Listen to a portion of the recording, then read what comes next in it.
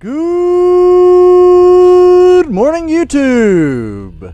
This is your redneck host, MC RedSmith, coming at you with another episode of my Rust Basics. Alright, now, last episode, we covered the water pipe shotgun, which, as you see here, I still have yet to refill any ammo for it. But, as you will notice, I do have 556 metal fragments. Now, I'm going to go ahead and tell you how we can make sure that our tool cupboard is secure. As you see, I have put in a metal roof. We have stone walls and stone foundation. So this is pretty well secure. It's in a dark room, but just in case anybody decides to come in, I am going to decide to lock it. So what we're going to do is we're going to go underneath the house tab, and we're going to create a lock, just a basic lock. That way I only have the key to it, unless somebody breaks the door down. You create a key by clicking that, and boom, we have a key. This key you have to keep on you if you want to access that door. So, since I'm not going to be accessing it anymore, let's see if I can find a space for it somewheres. And I'll tell you what, I'll put it over here in this. Okay. And as you see, I have been out gathering quite a bit of food. You probably won't really notice it here, but I've already cooked quite a bit of meat. And if you look in this is already filled up. So, yeah. Now, I'm kind of wondering if you can cook food in a furnace. So, what we're going to do is we're going to go back underneath the flour tab, create 10 low grade fuel. Do we have the stones on us? No, we do not. Let's go ahead and pull those out. And we're going to make a furnace just to test this out. Alright, as you notice, I have removed some of the pillars. This is going to be our testing area over here for testing out if we can cook food in a furnace.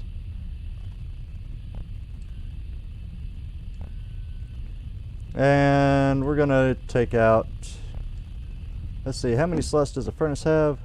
Let's get 1, 2, 3, 4, 5. 5 slots. So, tell you what. We're going to just throw in 4 pieces of, raw meat. Throw in the wood, split that off, and then split that off, and ignite. We're gonna watch this, because if it cooks it, that's gonna be neat. Because at that point in time, you can cook more than just, 3.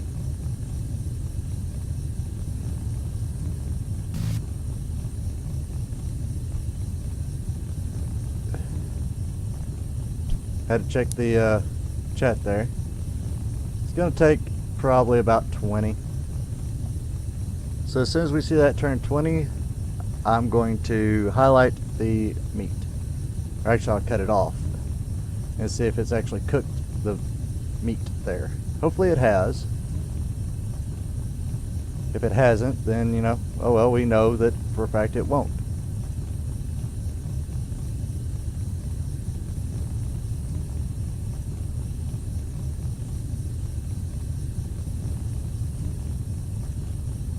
All that's showing is still raw. So what I may need to do is I may need to put down several campfires then. Yep. So I need to put down several campfires. That's always good to know. Now we're going to use the remove tool, which will be our Thompson.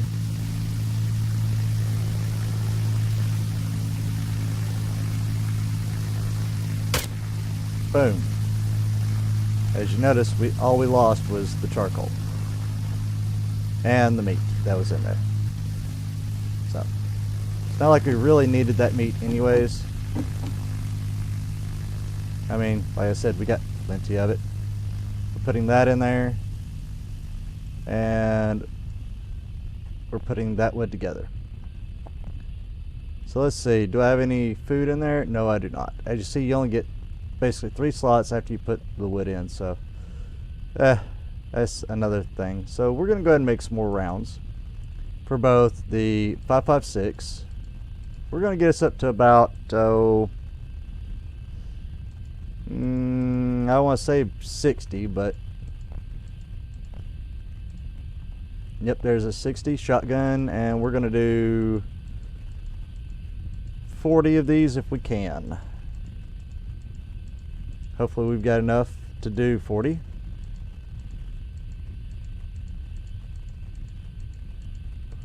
Looks like we'll have more than enough to do 40. Alright, 40 shotgun shells. We'll do some more 5.56. Because I use that ammunition more than anything, because as you notice, it is in my number 1 slot. Alright. Now see, we can make one more shotgun shell. Boom. So now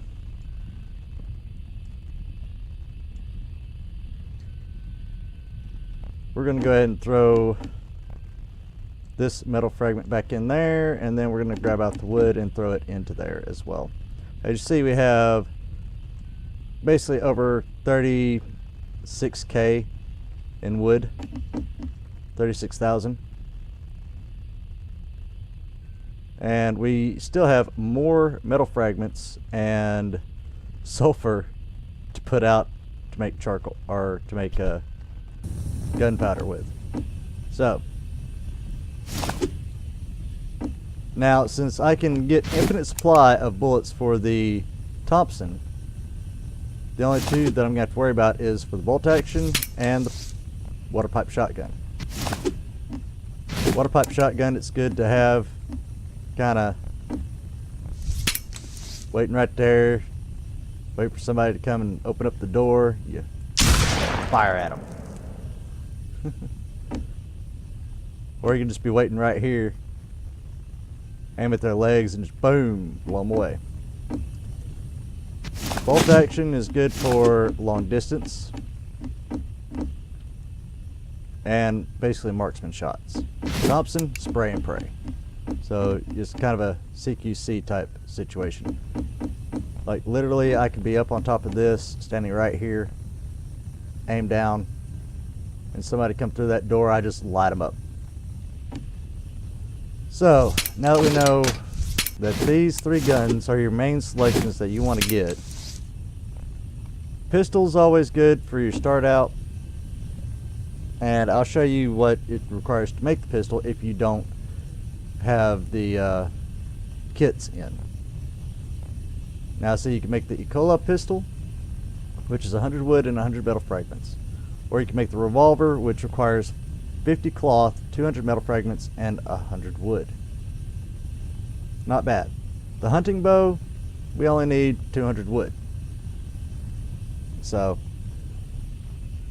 let's see. Yeah, we got room in there for the other weapons. Let's see. Where did I put that pistol? There we go. Yeah, so you always get a pistol and some health kits whenever you do, and ammunition whenever you do the starter kit. Alright, now the weapon that you're going to really start off with, that you're going to want to do, is going to be a bow. And I'll come back as soon as I get some wood for that, so see you here in just a moment. Alrighty, and I'm back, and we are going to do the hunting bow. Boom, there we go, hunting bow. This is your basic start off weapon that you'll want to go for ranged. As you see, we do need some arrows. Now you go underneath the nails, you will see that we can make a crap ton of arrows. So let's just go ahead and spam click the crap out of it. It's going to use up stone and it's going to use up the wood. to be able to do that. As you see, 50 wood per every 10 stone. As you see, we used up all the wood. We got 76 arrows. Not bad. The arrows are retrievable. You have to hold left click to aim, right click to fire. And see, you can retrieve the wooden arrow.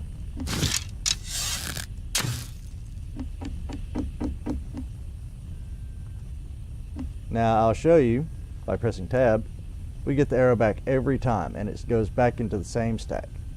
So that's a good hunting weapon if you don't want to waste ammunition and if you want to stay silent. It does have a limited range though, unlike the rifle. But it's always a good early game weapon. Now, as you see my shadow, we have the bow in hand. But we're going to go ahead and put the bow into here in order, more or less, of how you'd want to make your weapons. Okay? Starting out, weapon-wise, you want to make the bow. You know, because you'll start off with a hatchet or whatever. You know, you do the kit, you go ahead and go up to the revolver. Revolver is not accurate by any means. You'll waste more ammunition shooting than you'll hit. So, you know, for you to kill an animal, you have to be really close up. Well, if you're going to be close up, you might as well have the water pipe shotgun. You saw in the water pipe shotgun video how many shots it took for me to basically kill the boar.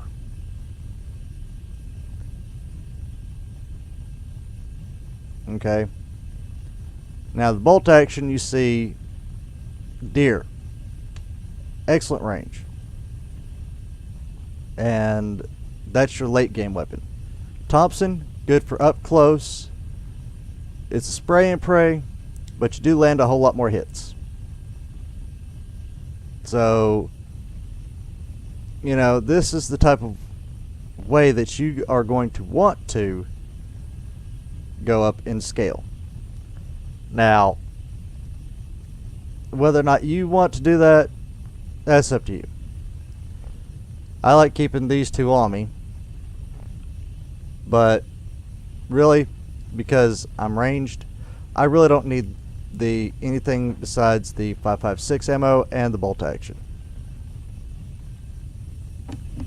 So yeah, plus my salvage axe that I've got here. I created that in the last video, so hopefully y'all are enjoying the series. And if y'all want to see me do PvP, I can try, but no guarantees. I'll probably wind up raging before everything's said and done. So yeah, let me know in the comments below as to what you want to see me do as far as servers for this, and I'll come back at you with more basic videos for Rust. Anyways, when it goes deep, go deeper. Thank you for tuning in. Thank you for watching. If you like what you see in this video, click that like button. If you don't like what you see in the video, click that dislike button. Either way, in the comments below, please put what you like or dislike about the video and how I can improve the video for you, the viewer. Anyways, later.